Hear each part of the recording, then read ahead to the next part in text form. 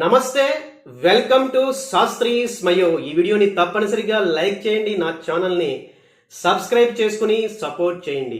హరహర మహాదేవ్, బం బం భోలే అంటూ అమర్నాథ్ యాత్ర 2026 ఈరోజు ప్రారంభమైంది.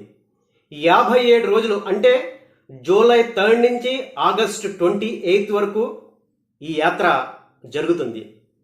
ఈ యాత్రలో మనం పార్టిసిపేట్ చేయాలంటే తప్పనిసరిగా రిజిస్ట్రేషన్ చేయించుకోవాలి. ఈ రిజిస్ట్రేషన్కి మెడికల్ సర్టిఫికేట్ తప్పనిసరి.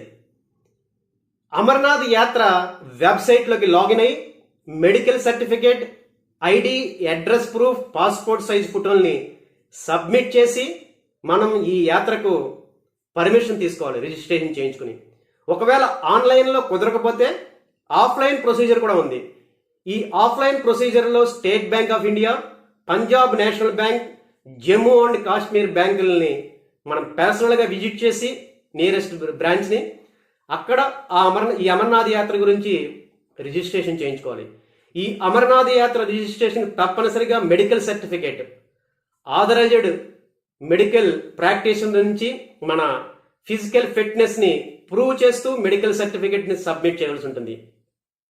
ఈ యాత్ర ముఖ్యంగా 2 రూట్లలో కంటిన్యూ అవుతుంది. ఒకటి పెహల్గామ్ రూటు, ఇది ట్రెడిషనల్ రూటు. సుమారుగా 46 నుంచి 48 కిలోమీటర్ల ట్రెక్కింగ్ ఇది.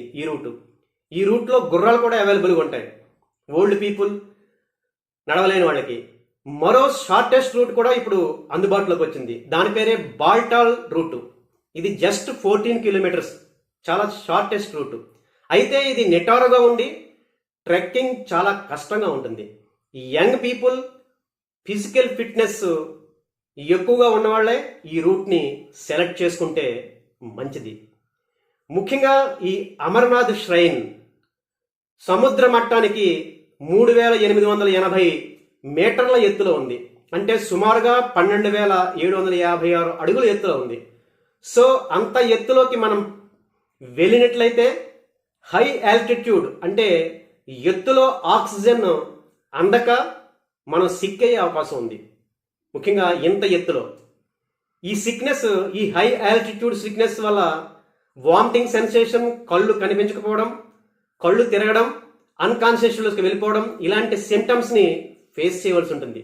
అందుచేత ఈ యాత్రకి మనం ముఖ్యంగా మన భద్రత గురించి, సేఫ్టీ గురించి 10 సూత్రాలని ఫాలో అవ్వాల్సి ఉంటుంది. ఒకవేళ మనం ఆ సూత్రాలని పాటించకుండా ఇష్టం వచ్చినట్లు యాత్ర చేసినట్లయితే ప్రమాదంలో, డేంజర్లో పడినట్లే. సో ఈ యాత్ర సక్సెస్ఫుల్గా స్పిరిచువల్ మోడ్లో ఎటువంటి ప్రాబ్లమ్స్ లేకుండా జరగాలంటే ఇప్పుడు నేను చెప్పబోయే 10 సూత్రాలని తప్పనిసరిగా ఈ యాత్రికులు ఫాలో అవ్వాల్సిందే. మొదటి సూత్రం ఫిజికల్ ఫిట్నెస్. ఈ యాత్రని చేయడానికి కొద్ది రోజుల ముందు నుంచే మన బాడీని ఈ యాత్రకి సిద్ధం చేయాలి. ముఖ్యంగా వాకింగ్ చేయడం, అలాగే యోగా ప్రాక్టీస్ చేయడం, బ్రీతింగ్ ఎక్సర్సైజెస్, ఇలాంటి వాటిని మనం చేయవలసి ఉంటుంది. ఎందుకంటే ఇది నేను చెప్పినట్లుగా 3880 మీటర్ల ఎత్తులో ఉంది ఈ ష్రైన్. సో అక్కడ ఆక్సిజన్ చాలా తక్కువగా ఉంటుంది. అటువంటి ఎన్విరాన్మెంట్ని ఫేస్ చేయాలంటే బాడీని సిద్ధంగా ఉంచుకోవాలి ఈ యాత్రకి. So physical fitness is very important for this yatra. Next, డాక్టర్ని కన్సల్ట్ చేయడం. ఈ యాత్రలో రిజిస్ట్రేషన్కి మెడికల్ సర్టిఫికేట్ తప్పనిసరి. దీనితో పాటుకు యాత్రకి కొద్ది రోజుల ముందు, అంటే యాత్ర ప్రారంభానికి ముందు మన డాక్టర్ని కలిసి మనకున్న ఎయిల్మెంట్స్ని, అంటే హార్ట్ ప్రాబ్లమ్స్ కానీ లేకపోతే ఆస్మా, ఇలాంటి ఈ ప్రాబ్లమ్స్ని మనం డాక్టర్తో కన్సల్ట్ చేసి ఆయన పర్మిషన్ తీసుకుని అప్రోప్రియేట్ మెడిసిన్స్తో మనం యాత్రని ప్రారంభించాలి. మూడవది, ఈ యాత్రలో పార్టిసిపేట్ చేసేటప్పుడు పెహల్గామ్ రూట్లో కానీ లేకపోతే ఈ బాల్టాల్ రూట్లో కానీ మనం యాత్రని చేసేటప్పుడు మెల్లిగా నడుస్తూ ఈ యాత్రని ప్రారంభించాలి. త్వరగా పోటీగా ఎవరినో చూసి నడవడం కాకుండా మెల్లిమెల్లిగా నడుస్తూ కొన్ని ప్రాంతాల్లో అక్కడ రెస్ట్ ప్లేసెస్ ఉంటాయి. అక్కడ రెస్ట్ ప్లేసెస్లో రెస్ట్ తీసుకుంటూ మెల్లిమెల్లిగా అక్కడ కొండ ప్రాంతాలకి మనం అలవాటు పడాలి. మన బాడీని ఆ కొండ ప్రాంతాలకి అలవాటు చేయాలి. ఎందుకంటే ఈ హై ఆల్టిట్యూడ్ సిక్నెస్ మనం త్వరగా నడిచినట్లయితే మన బాడీకి వచ్చే అవకాశం ఉంది. సో ఆ సిక్నెస్ రాకుండా ఉండాలంటే బాడీని ఆ ప్రాంతాలకి అలవాటు చేయాలి. అలా అలవాటు చేయాలంటే చాలా స్లోగా హాల్టింగ్ చేస్తూ మనం నడకని కొనసాగించాలి. ఇక ఈ 4వ సూత్రం ఏంటంటే ఈ యాత్రలో ఎక్కువగా సుమారుగా 5 లీటర్ల వాటర్ తాగాలి. ఎందుకంటే డీహైడ్రేషన్ ఈ కొండలు ఎక్కడం వల్ల శరీరం త్వరగా చెమట రూపంలో నీటిని కోల్పోయే అవకాశం ఉంది. సో అందువల్ల ఎటువంటి హెల్త్ ప్రాబ్లమ్స్ రాకుండా సుమారుగా 5 లీటర్ల వాటర్ని మనం కంటిన్యూస్గా దఫాలుగా తాగుతూ ఈ యాత్రని కొనసాగించాలి. ఇక తర్వాత సూత్రం ఎక్కువగా కార్బోహైడ్రేట్స్ని తీసుకోవాలి. మనం ఈ యాత్రలో ఈ ట్రెక్కింగ్ చేసేటప్పుడు ఎనర్జీని కోల్పోవడం జరుగుతుంది. సో ఈ ఎనర్జీని రీప్లేస్ చేయడానికి మనం యాక్టివ్గా ఉండడానికి ఎక్కువగా కార్బోహైడ్రేట్స్ అంటే డ్రై ఫ్రూట్స్, బాదం, పీనట్స్తో పాటు ఎక్కువగా పిండి పదార్థాలు ఉండే ఆహార పదార్థాలని, ఎనర్జీ ఎక్కువగా ఇచ్చే ఫుడ్ని, మనం ఎనర్జెటిక్ డ్రింక్స్ని, ఎనర్జెటిక్ బార్స్ని, స్వీట్స్ లాంటివి, మనం న్యాచురల్ స్వీట్స్ లాంటివి తీసుకున్నట్లయితే కార్బోహైడ్రేట్స్తో పాటు ప్రోటీన్స్ కూడా మనకి అవైలబుల్గా ఉండి మనం ఈ యాత్రని ఈ హై ఆల్టిట్యూడ్ సిక్నెస్ లేకుండా కంటిన్యూ చేసే అవకాశం ఉందన్నమాట. ఇక ఈ యాత్రలో మరొక ముఖ్యమైన విషయం, ఈ ఆస్మా పేషెంట్స్ కానీ లేకపోతే నార్మల్ ఈ యాత్రికులు కానీ మినీ ఆక్సిజన్ సిలిండర్స్ని మనతో తీసుకెళ్లడం చాలా మంచిది. ఒకవేళ ఈ హై ఆల్టిట్యూడ్ సిక్నెస్ వచ్చినట్లయితే దాని నుంచి బయటపడడానికి ఈ మినీ ఆక్సిజన్ సిలిండర్లు మనకి ఉపయోగపడతాయి అన్నమాట. నెక్స్ట్ మనం ఈ యాత్రలో మరొక సూత్రం ఫాలో అవ్వాలి. ఎందుకంటే ముఖ్యంగా లేడీస్ అయితే శారీస్ కాకుండా ఈ సాల్వార్ కమీజ్ లాంటి ట్రెడిషనల్ డ్రెస్సెస్, లేకపోతే ప్యాంట్ షర్ట్, లేకపోతే ఈ ట్రెక్కింగ్ సూట్స్ని వాడితే మంచిది. శారీస్ని మాత్రం ఎట్టి పరిస్థితుల్లోనూ వాడకూడదు. ఎందుకంటే ఈ ట్రెక్కింగ్లో శారీస్తో నడవడం అనేది చాలా కష్టం.